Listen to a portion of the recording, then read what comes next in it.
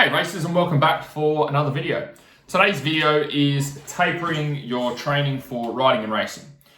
So we all want to feel our best when we go and ride or race or go and compete. So ultimately it's about making sure you're not fatigued, making sure you're not feeling sore, and also mentally fresh as well, so you're sharp and ready to go. Ultimately what we need to do is we need to drop the level of intensity that you have in your training. And there's multiple ways that you can do this.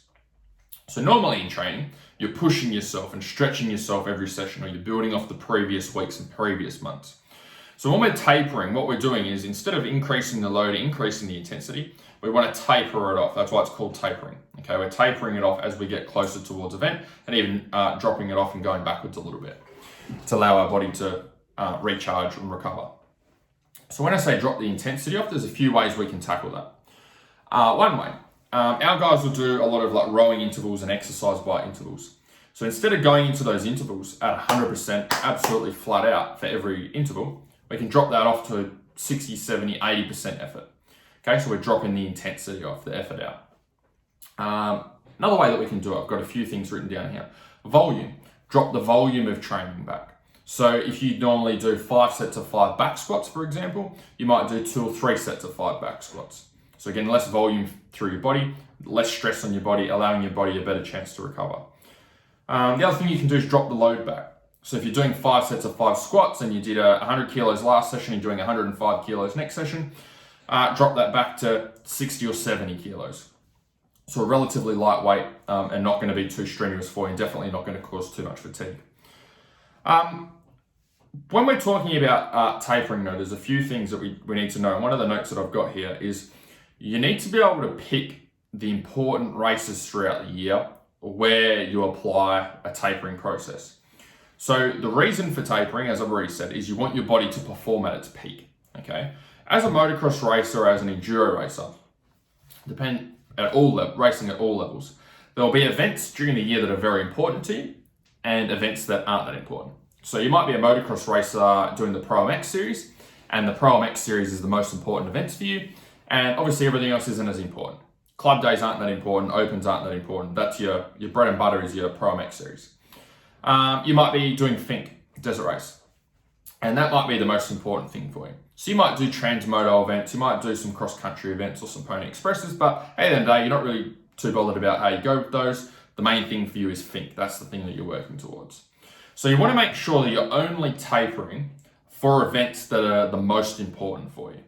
And the reason that you want to do that is because when you taper, we're dropping off your performance and dropping off the load, okay?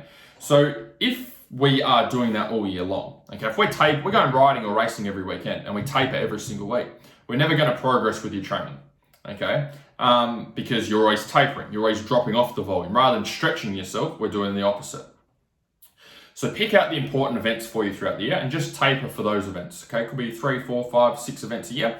Just taper for those ones. What you'll find is with the other events, like if you're used to doing, FINC, for example, and you go and do maybe Pony Express events or go and do club days and go and do practice days, you don't necessarily have to be tapering for those. Yes, you probably want to feel good for those, but if you're training consistently every week, you're not going to have a super high level of fatigue and soreness. It just means you're not going to be at your absolute 100%. You might be at 90% or 95%. You're not going to be at your absolute peak. So for the events that aren't important, don't worry about tapering, just keep training as normal. If you have been training consistently every week, you're not going to have high levels of fatigue and high levels of soreness because your body adapts to the volume. So this is where it comes into just some common mistakes that I see with riders is when they're going racing. Is first thing I see is riders will do nothing, right? So they go, oh, I'm racing this weekend, so I won't train this week, so I feel really fresh. And what happens is actually the opposite happens. You actually feel shit. You feel stiff and don't feel as mobile and don't feel as strong and don't feel as fit because you've had a week off. Your body starts to detrain already. So you want to be keeping your body moving, okay, going through different ranges of motion, doing your squats or deadlifts or rowing or whatever it is. We just want to make sure we drop the intensity back. The only way that doing something during the week would affect your racing negatively is if you dramatically increase your amount of training volume or training load in that particular week for whatever reason. So if you've never trained before and you're coming off the couch and you decide to start training the week before your most important event, you're going to be sore and stiff and be under a bit of fatigue and not going to be at your best. In that case, you're probably better off continuing not training, wait until you've done your race, and then kick off training the week after or the week after that. Likewise, if you increase your training volume dramatically, if you normally do, let's say for example, 3 sets of 5 squats twice a week, and all of a sudden you decide you're going to do 10 sets of 10 squats 4 days in a row, then you're going to feel like shit when you get out there on the weekend. So you just want to make sure we're dropping the intensity off, but you're not wiping the intensity out completely. Okay, we want to make sure we're just doing a little bit less than what you would normally do, a little bit less effort than what you would normally do to make sure you feel at your best. If you're not wiping everything out, then you're just going to feel like shit. That's number one. And number two, if you're doing that for every ride and every race throughout the year, you're never going to get any training done. You're never going to make any progress. There's 2 things there that are going to hold you back. Next thing is tapering every weekend. So I chat to a lot of riders that they want every race to be their most important race. Okay, and obviously you want to do well at every race, but there's certain races where you want that bit extra. Okay, and then when you want that bit extra, that's when you taper. Otherwise, if you're just going through the year as normal, you don't need to be tapering for a club day, for example. Okay, you don't need to be tapering for a Pony Express if you're normally used to doing AORC or doing grassroots, for example.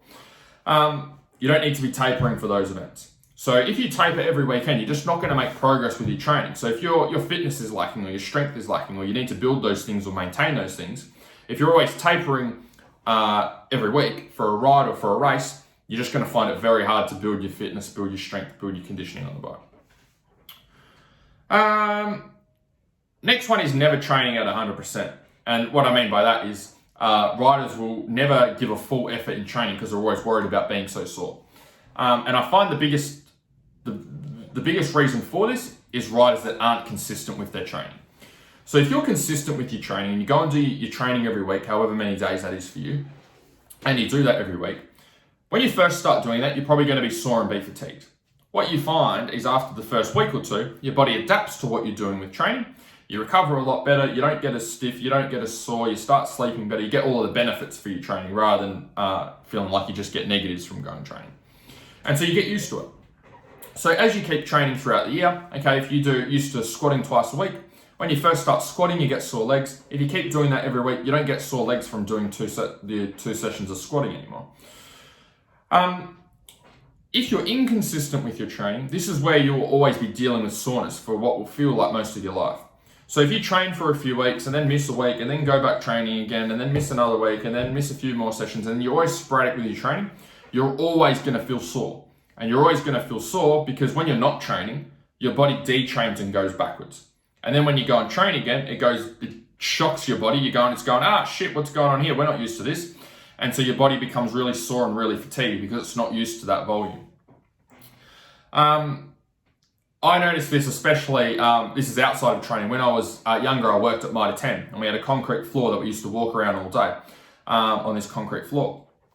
Now, when I first started working there, I used to idolize other people that worked there because I was like, shit, how do you walk all day? How do you stand on your feet all day for 8-10 hours, however long they were there for, walking around on this concrete? Like, all I could think about, I wanted to go to the toilet just to have a break so I could let my legs have a rest.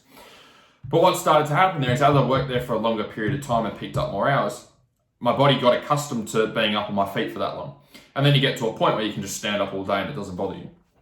You may have the same thing with your work as well. Maybe you're a builder or have some type of physical work, and when you take time away from work and then go back, the first few days or maybe the first week is a little bit challenging.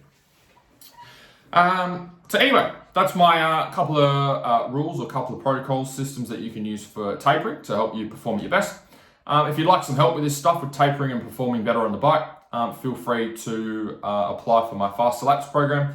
I'll put the link either down here or up there or somewhere. Otherwise, hopefully you guys enjoyed this video. I'll chat to you guys soon. See ya.